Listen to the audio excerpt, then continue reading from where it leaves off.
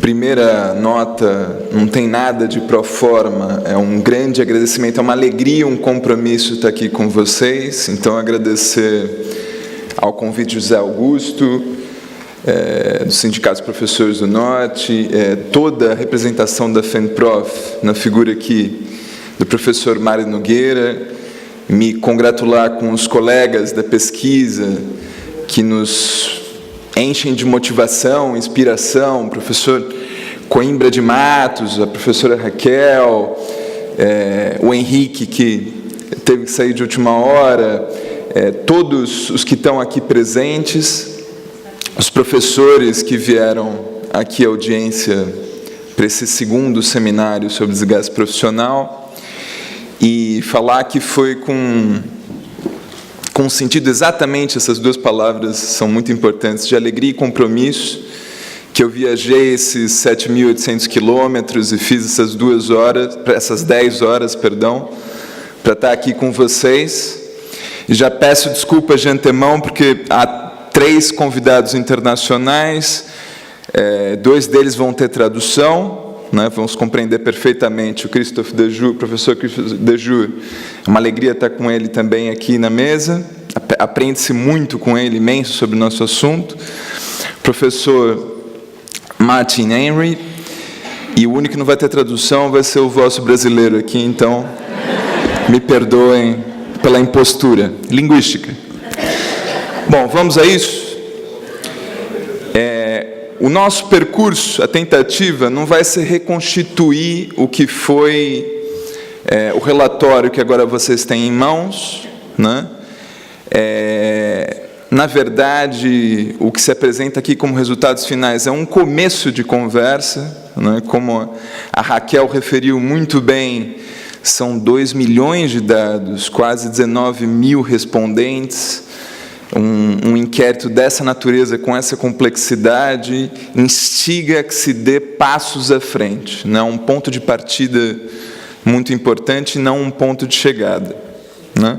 Então, o que eu queria conversar com vocês, vou anunciar o meu tema já de partida, é basicamente o seguinte: o que nós temos aqui é um estudo do Inquérito Nacional sobre as Condições de Vida, Trabalho e Educação, o assim chamado, entre aspas, burnout, né? O que eu quero aqui conversar com vocês hoje é basicamente sobre as palavras-chave vida, trabalho e educação, e para isso vamos passar rapidamente sobre o que são as condições, né? Análise histórica da situação e das relações de forças, a sociedade, muito bem analisada e coordenada, inclusive essa parte do estudo, pela professora Raquel. Vamos falar também rapidamente sobre o burnout, nessas questões mais prementes sobre o que são, digamos, as questões, perturbações do indivíduo, que há vários especialistas aqui, o professor Mendes Pedro, o professor Coimbra de Matos, a ajuda que nós recebemos do professor Duarte Rolo, dentre vários outros contribuintes. Então, basicamente, iniciar por escolhi aqui algumas epígrafes para a gente começar a compreender, tentar começar a compreender essa complexa realidade. A primeira delas, e mais importante, acho que é basicamente o seguinte, né? Porque a cabeça da gente é uma só, e as coisas que há e que estão para ver são demais de muitas, maiores, diferentes. A gente tem de necessitar aumentar a cabeça para o total. Esse senhor se chama Guimarães Rosa, e o livro se chama Grande Sertão Vereda. Desculpem os tradutores, é intraduzível, e é um dos panteões da literatura universal. E eu acho que é exatamente o que nós temos de fazer. Sobre as condições, e também tentando ligar essa questão das condições ao burnout, vocês me escutam assim bem? Sim. Perfeito. Assim eu fico mais relaxado. Já perceberam que eu não sou um orador muito habilidoso? Mas, enfim, vamos lá. Basicamente o seguinte: as condições em que nasce o conceito de burnout remontam à reestruturação produtiva ofensiva neoliberal aos anos 70, em que há uma mudança significativa do modo de produção, da forma como nós produzimos a nossa existência em sociedade, e uma crise, uma grande crise, uma grande crítica dos modelos de sociedade que nós construímos. Bom, o professor Duarte Rolo foi fundamental, nós fizemos uma crítica arrasadora, para quem lê o relatório vai ficar claro isso, arrasadora do conceito clínico e metodológico de burnout. Isso não quer dizer que nós invalidamos os nossos resultados, mas que nós não tivemos nenhum tipo de, digamos, pruridos, ou fizemos qualquer tipo de concessão científica, política, intelectual, do ponto de vista da descoberta. Então, essa condição, essas análises, onde surge o conceito de burnout, diz o professor Duarte Rolo, tem um largo histórico que remonta ao século XIX. A época, o quadro clínico predominante em que as expressões não são muito conhecidas, mas a nosografia, a etiologia, a semiótica médica, o conjunto de sintomas que hoje designa o burnout, já foi em algum momento o que se chamou neurastenia, no século XIX, e em meados do século XX, a fadiga patológica. Então, essa crítica que faz o Duarte Rolo, por exemplo, é sobre o inchaço midiático, governamental, do ponto de vista das políticas públicas, dessa palavrinha, que inclusive nós não temos tradução em língua portuguesa, e vários idiomas neolatinos. E do que se trata? Então, pensar esse conceito historicamente, basicamente o que nos pedia Guimarães Rosa. Diferentemente da neurastenia e da fadiga, o burnout é um conceito que surge from below, de baixo para cima. Nasce como um vocábulo corrente do mundo do trabalho, dos seres que trabalham, para falar sobre a sua própria condição, o seu próprio sofrimento. Eu não sei se aqui em Portugal vocês se referem dessa forma, se existe essa expressão mais coloquial, mas em português brasileiro é comum a gente dizer o sujeito se queimou, no sentido de pendurou as chuteiras, alguma coisa assim, ou foi para casa, várias expressões parecidas. Então, essa linguagem coloquial foi ganhando espaço. O que a Raquel referiu é uma novela chamada The Burnout Case, de um autor chamado Graham Greene. Foi a primeira vez que isso foi registrado de forma escrita. Depois nós temos o Herbert Freudenberger e a Cristina Maslach, que vão dar um escopo maior ao burnout.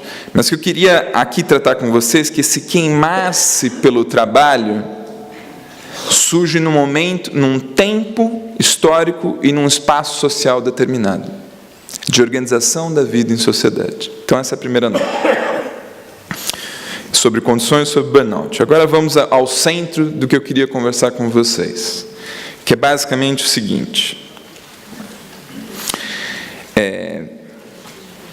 O começo da conversa não poderia ser outro. Nós somos aquilo que fazemos e, sobretudo, o que fazemos para mudar o que somos. Isso vale para nós enquanto indivíduos, enquanto membros do ser genérico, do ente espécie, daquilo que nós chamamos de Homo sapiens sapiens, o gênero humano. Foi através da nossa capacidade de afastar as barreiras do natural que nós construímos o mundo social. Isso faz parte da nossa história de tal forma que só é possível falar sobre uma natureza humana e uma humanidade natural a partir desse próprio conceito que nós criamos. Ou seja, o que é a natureza humana? É a sua própria história. Como isso acontece? Nós poderíamos remontar os processos de como isso aconteceu através da larga duração histórica, mas o que me interessa aqui reter é o seguinte: esse processo, que nós, digamos, a caminhada histórica enquanto gênero humano, ela também se reproduz, no caso dos seres humanos, na mais tenra infância dos 0 aos 2 anos.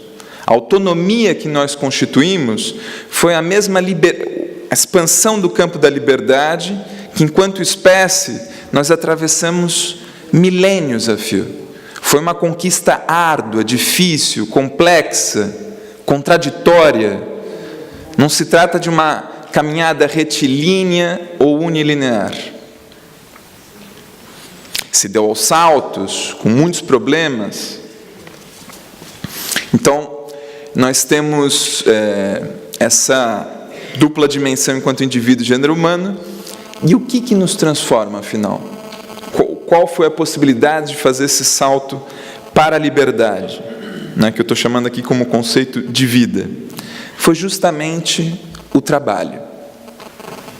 Né? A frase célebre aí de Friedrich Engels ainda guarda uma validade histórica universal. É a transformação do macaco em homem através do trabalho. Essa dimensão do trabalho, que é a dimensão da igualdade, é a construção da nossa autorrealização. Enquanto indivíduo, enquanto grupo, enquanto sociedade, enquanto seres humanos. E há um trabalho fundamental, que é o trabalho de transformação do homem em homem, e aí nós chegamos à terceira categoria, que é justamente a educação. Nós estamos aqui fazendo uma apresentação sobre esse estudo, em que foi fundamental e imprescindível as professoras de letras e de história da Raquel, para que ela pudesse chegar aqui hoje e falar de forma tão desenvolta e articulada sobre um processo histórico tão complexo. Nós estamos aqui a referir os professores de matemática e física do Henrique Silveira. Sem eles, seria impossível que ele soubesse alguma coisa de dinâmicas populacionais, sistemas dinâmicos, estatística, demografia, para poder coordenar tão intrincada relação entre dados brutos e conceitos abstratos.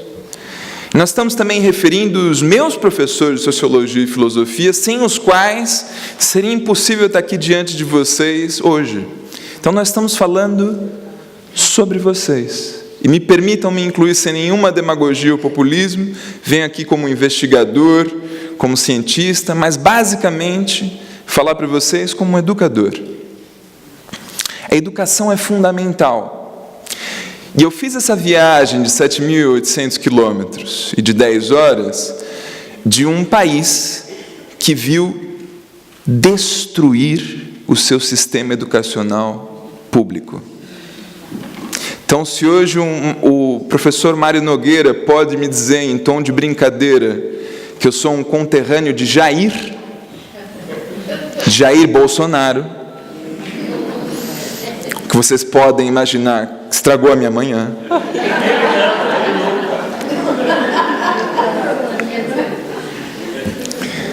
Muita alegria, mas também essa nota de rodapé.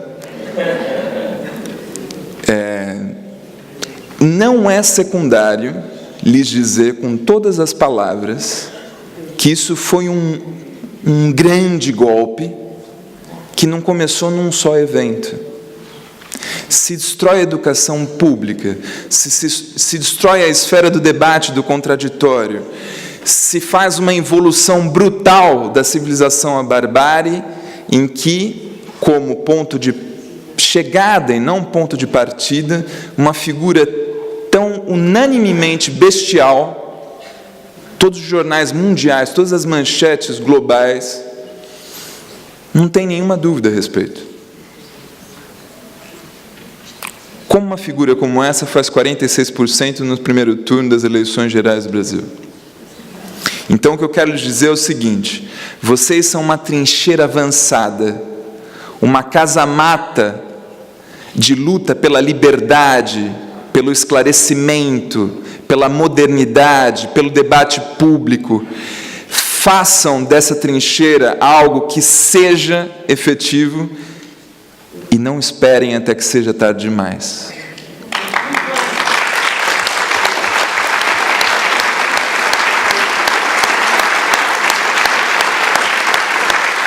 Não esperem porque seja tarde demais. Essa luta não é uma luta só dos professores. Eu tenho também algo para falar sobre o contrário do que é a vida, trabalho e educação, que seria falar sobre algo muito antigo, um idioma quase esquecido, antediluviano, de um livro chamado Manuscritos Econômicos Filosóficos de Paris, 1844. Falar sobre vida, trabalho e educação também é falar sobre o seu contrário, sobre alienação, estranhamento, reificação. A não identificação entre trabalhadores e o produto do seu trabalho. A não identificação entre indivíduos membros do ente espécie, do ser genérico, e a não identificação consigo mesmo. Eu também preciso referir nessas notas, no tempo que me resta, algumas questões centrais, né, que vão além das estatísticas, dos histogramas e dos dados brutos que vocês têm aí. Um trabalho de edição que foi hercúleo, que a Raquel tem aí um contributo de nos unir através da prosa. A prosa que às vezes é poesia, enfim, mas em todos os momentos é praxis. Que é falar sobre a luta pelo reconhecimento, o sentido de injustiça e a necessidade de revolta.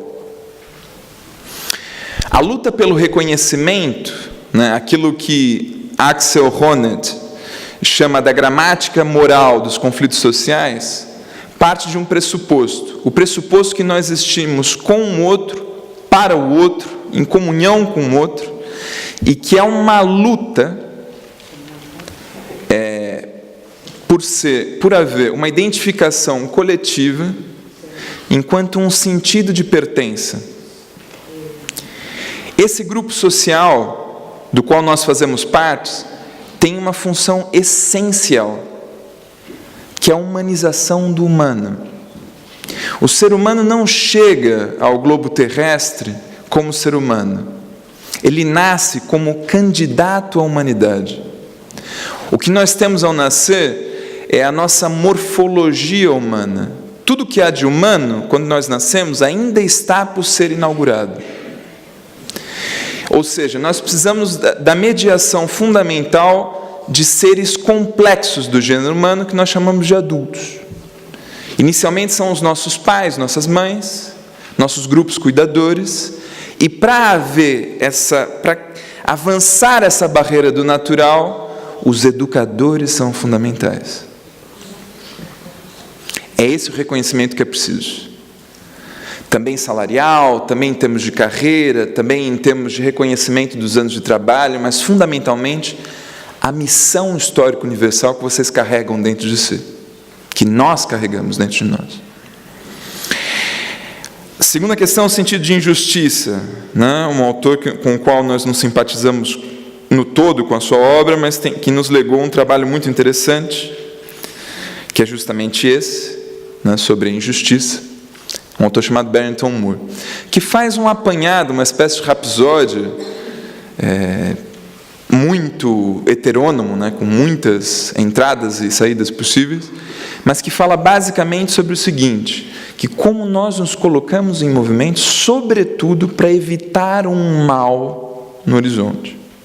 Mais até do que propor soluções alternativas, um programa positivo para uma realidade negativa. Isso vem sendo assim, né?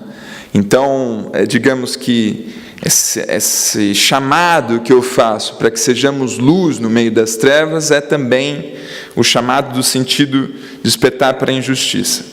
E um terceiro livro, tenho a felicidade de ter os dois autores aqui ao meu lado, que se chama Do Medo à Esperança, que é justamente sobre a necessidade da revolta.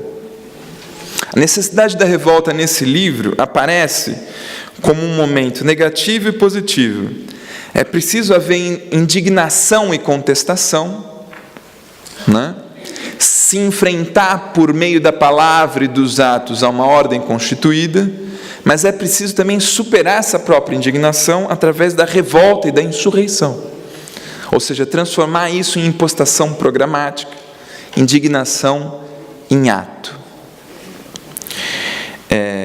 Para fechar, acho que já dentro da conclusão do tempo, nós colocamos para vocês têm um programa aí, não é isso? E o relatório? Na página 7, há 3 epígrafes. Então, o estudo começa com um pouco do que nós queremos, uma espécie de aqui que nós viemos, né? Então, começa com a letra de uma canção que provavelmente vocês conhecem, que se chama Gota d'Água, do Chico Buarque, né? De uma parte menos conhecida da obra do Chico Buarque, que é a sua dramaturgia, uma peça homônima, né? Do mesmo nome da canção. Já lhe dei o meu corpo, minha alegria, já estanquei o sangue quando fervia. Olha a voz que me resta, olha a veia que salta, olha a gota que falta para o desfecho da festa. Por favor, deixe em paz meu coração. Ele é um pote até aqui de mágoa. Qualquer desatenção, faça não, pode ser a gota d'água. Esse é a fotografia, a sintomatologia, a diagnose imediata, é o pulso que nos tomam do sentimento que nós chegamos aqui. Não é preciso parar por aí. É por isso que embaixo nós temos o Fausto. Lembra-me um sonho lindo, quase acabado. Lembra-me um céu aberto, o outro fechado. Ora, nós estamos no país que fez o 25 de abril. Não é preciso nem ir tão longe, né? Eu confesso a vocês que eu fiquei muito entusiasmado de fazer um estudo nacional com os professores de Portugal por conta das notícias, das inúmeras intervenções acadêmicas que no campo da ciência e da educação chegaram, das lutas e mobilizações que vocês realizaram em 2008. Então, e há um legado disso, as várias plataformas, os blogs, os relatórios. Há um caldo de organização, consciência muito forte, ainda, 10 anos depois. Então, essa mensagem, digamos, ambivalente do Fausto, de que há um sonho lindo, quase acabado, um céu aberto e o outro fechado, né? Para que nós não fechemos a porta às frestas da transformação. E o enunciado mais difícil, por isso que eu deixei para o final, muito complexo, muito filosófico, mas acho que vale a pena nós retornarmos a ele. Ele é fundamental. Então, eu peço a paciência de vocês para me acompanhar nesse último, mais difícil momento, que é nossa terceira epígrafe, que não é propriamente uma obra pronta e acabada de Marx, são anotações ao correr da pena que ele foi tomando de um livro chamado A Essência do Cristianismo, de um autor chamado Feuerbach. São 11 anotações. A mais famosa não é essa, que vocês conhecem muito melhor do que essa, que é a 11ª, né? É que os filósofos até aqui simplesmente interpretaram o mundo e que é preciso hoje transformá-lo. A terceira é essa que vocês têm em mãos. Vamos a ela. Com ela eu fecho. A teoria social de que os seres humanos são produtos das suas circunstâncias e sua educação, e seres humanos transformados seriam produto de outras circunstâncias, uma nova educação, esquecia de que as circunstâncias elas mesmas são transformadas precisamente pelos mesmos seres humanos e que os educadores têm eles próprios de serem educados. Acabar-se-ia assim por dividir a sociedade em 2 partes, uma das quais ficaria elevada acima dela própria. A coincidência da transformação das circunstâncias e da atividade vital humana só pode então ser percebida, racionalmente compreendida, enquanto praxis evolucionária. A prática transformadora. Então, a coincidência entre educação e circunstância só pode ser a educação dos próprios educadores. E é essa mensagem que eu queria deixar ao final registrada, feito cinzel nas mentes e corações de vocês. E a última nota, que também é uma anotação, digamos, linguística de uma situação social, que é basicamente o seguinte: a Constituição portuguesa. A Constituição Portuguesa, quando foi escrita em 1976, e a sua, já acredito eu, 6ª revisão de 2005. É só para relembrar um pouco sobre algo passado que não deveria ser ultrapassado. Então, nós temos na redação atual do artigo 2º a rúbrica Estado de Direito. E lê-se: a República Portuguesa é um Estado de Direito baseado na soberania popular, pluralismo e organização democrática, visando a realização do aprofundamento da democracia participativa. Isso é 2005. Deixem-me lembrar 1976. Em 76 dizia-se o seguinte: a República Portuguesa é um Estado democrático, baseado na soberania popular, no respeito e garantia de direitos e liberdades, com o objetivo de assegurar a transição ao socialismo e condições de exercício democrático do poder pelas próprias classes trabalhadoras. Agora, o primeiro artigo. O primeiro artigo diz hoje: a construção livre, justa e solidária. E dizia, em 1976, uma sociedade igualitária, a transformação dessa sociedade em uma sociedade sem classes. Então, basicamente, falar sobre o espectro da autodeterminação, da autorrealização e da autoemancipação não deveria ser algo para se voltar aos livros, porque nós estamos no lugar onde isso aconteceu de forma mais recente no mundo. Lembrar é resistir. Muito obrigado pela paciência.